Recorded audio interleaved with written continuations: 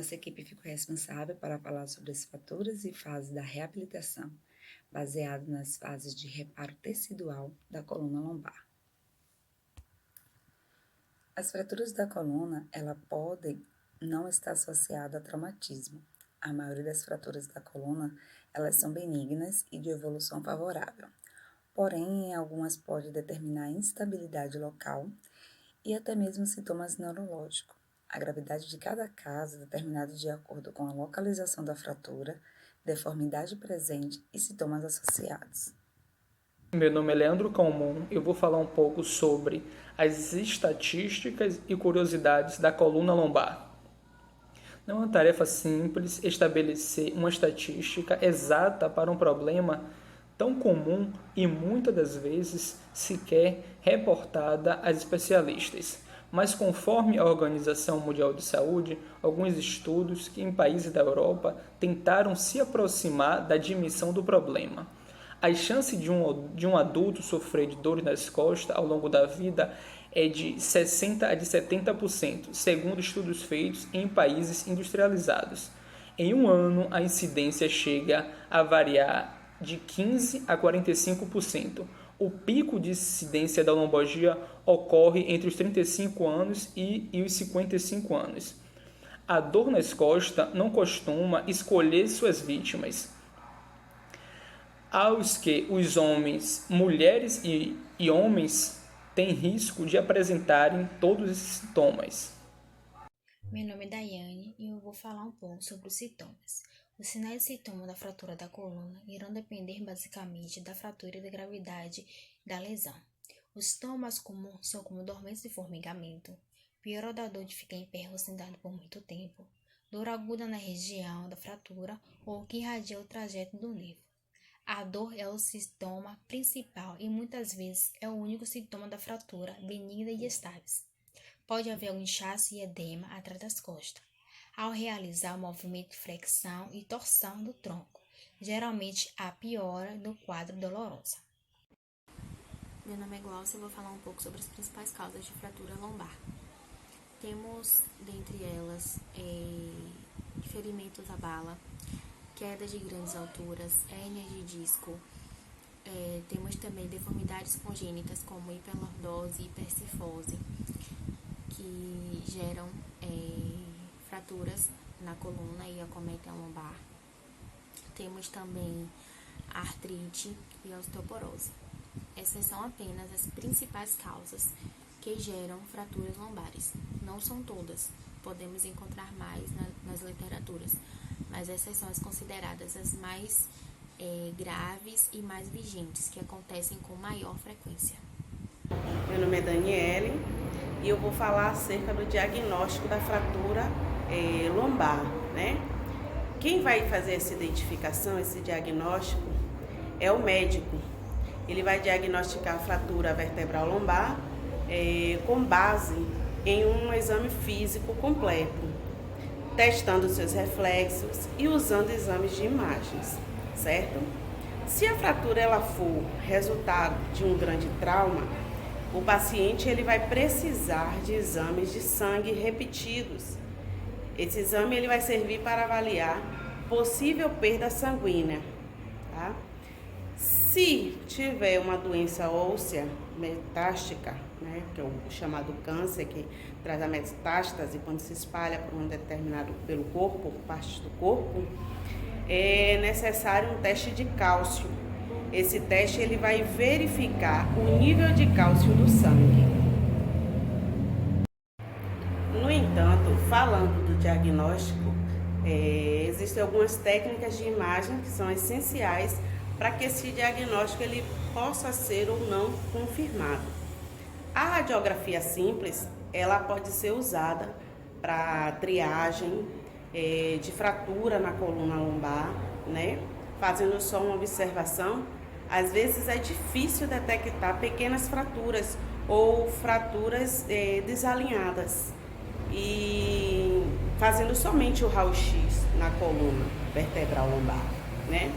E aí tem aquela questão de haver a necessidade de fazer uma tomografia computadorizada. A tomografia computadorizada, ela vai servir para detectar as fraturas, vertebrais e avaliar a extensão de cada uma dessas fraturas ou desta fratura. Então, a ressonância magnética, ela geralmente ela é uma técnica utilizada, é um método que, quando escolhido, vai servir para determinar qual é a extensão dessa fratura, de onde ela vai, de onde ela começa até onde ela vai, né?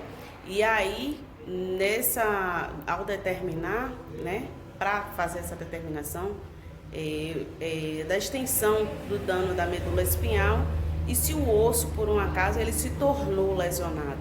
A ressonância ele vai servir justamente para isso, para identificar qual a proporção que tomou essa fratura. Houve algum dano na medula espinhal? Não houve?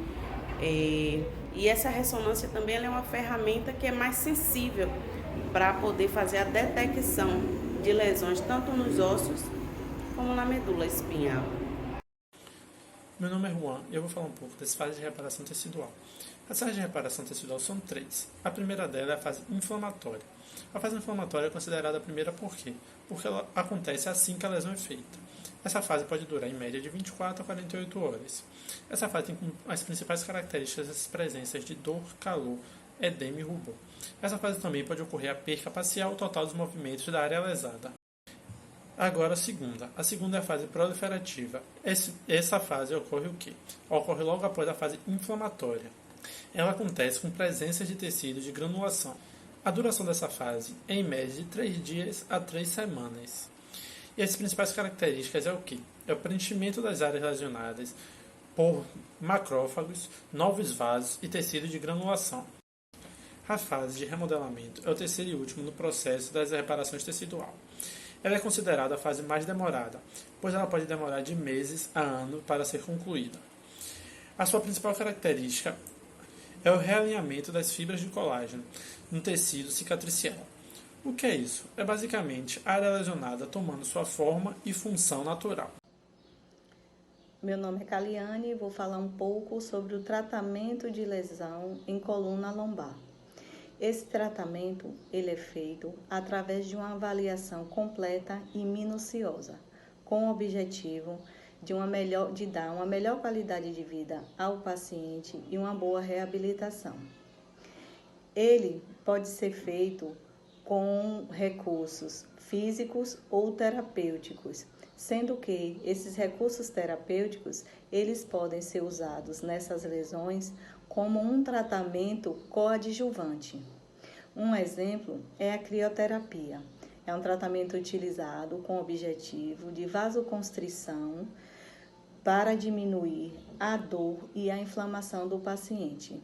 Outro tratamento muito utilizado é a termoterapia, porque tanto o calor quanto o frio, eles diminuem o espasmo muscular. Porém, o calor ele é mais utilizado em lesões na forma subaguda ou crônica.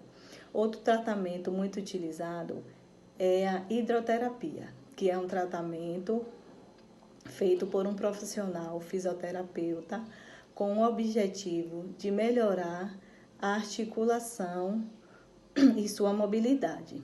Existem também tratamentos cirúrgicos, porém esses tratamentos eles são feitos e indicados por um médico especialista, pois existem lesões na coluna que podem causar danos irreversíveis ao paciente, como os traumas raquimedular, aonde a maioria dos pacientes eles ficam sequelados, ficando paraplégico ou tetraplégico.